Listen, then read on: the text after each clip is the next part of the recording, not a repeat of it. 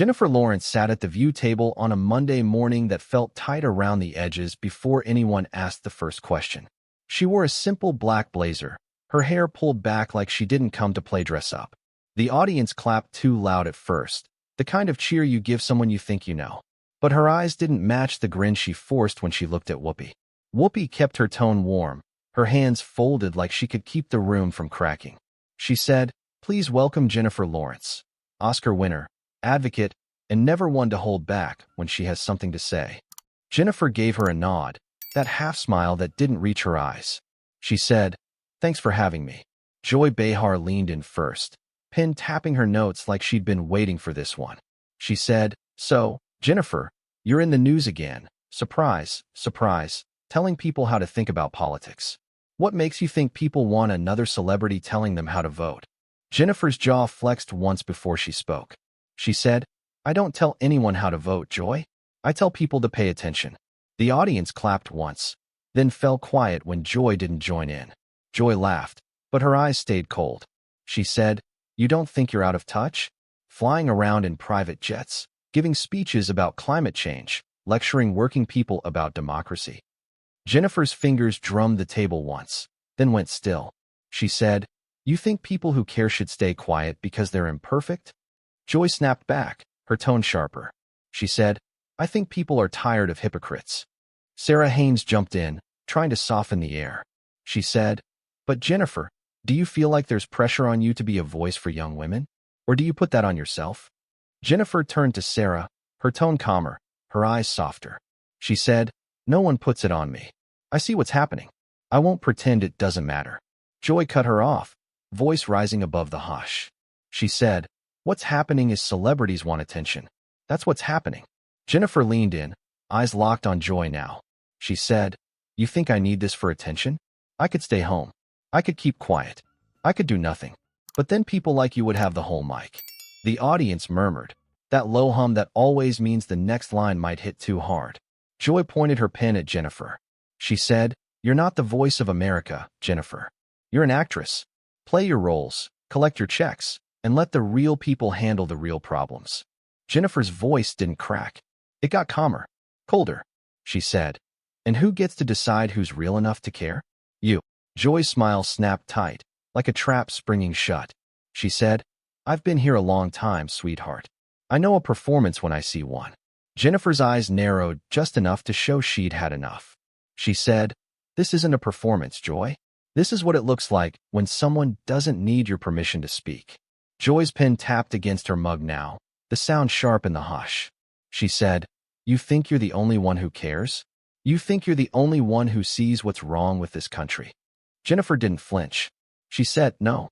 I think there are too many people who see it and say nothing because people like you tell them to shut up." Sarah looked between them, her voice careful, trying to keep the crack from splitting the table. She said, "Jennifer, do you feel like the media twists what you say? Do you ever wish you could just take it all back and stay quiet?" Jennifer turned to Sarah, her voice softer but edged with steel underneath. She said, "Every time I speak up, I know they'll twist it. But I'd rather be twisted than silent." The audience let out a low hum, no claps, just a tension that made the lights feel hotter. Joy's laugh cut through it, brittle, forced. She said, "And when you're done preaching, you fly home on your jet and call yourself a hero." Jennifer leaned in, eyes locked so tight on Joy that Whoopi glanced down like she didn't want to watch it break. She said, "I don't call myself anything. I live with what I've seen. I live with what I know. And I don't need your blessing to keep saying it out loud." Joy's tone cracked open, sharp enough to draw the whole room in. She said, "You're just another rich girl who wants to play rebel. When the lights go off, you'll be fine. People out there, they're the ones paying for your activism." Jennifer's jaw tightened. Her voice dropped lower than the studio lights. She said, "They're paying for people like you telling them to shut up and watch the world burn." Whoopi's hand hit the table, her tone sharp but calm. She said, "Let's take a breath. There's got to be common ground here." Joy didn't look at Whoopi. Her eyes stayed on Jennifer, words snapping out like glass. She said, "You don't get to sit here and act like you're better than us." Jennifer's mouth twitched, not a smile, not a flinch, just that edge that says the line's been crossed. She said, "I'm not better than anyone. I'm just not afraid of you." The audience gasped.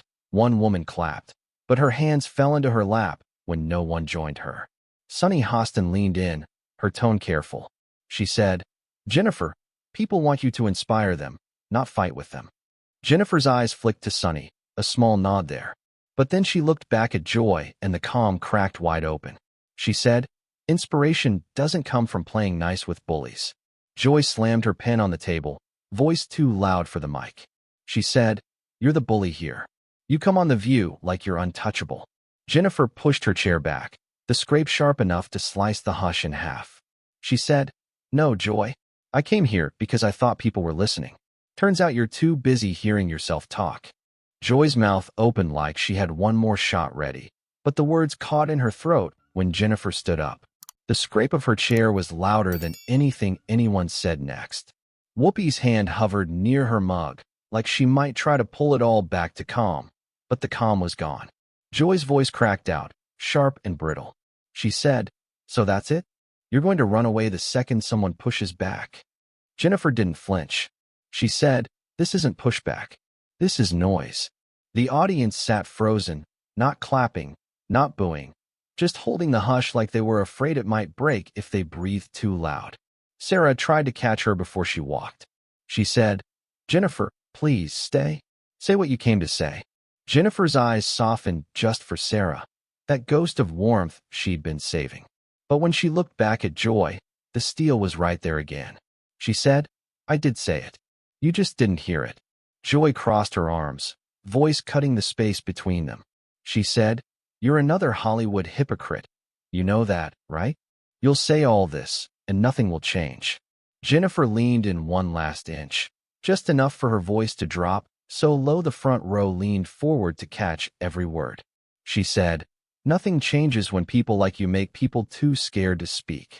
Whoopi's voice came in, softer but tense. She said, "Jennifer, you're welcome here. You know that." Jennifer's nod was small, respectful, but final. She said, "Thank you, Whoopi. But I'm done giving the microphone to people who only want to hear themselves."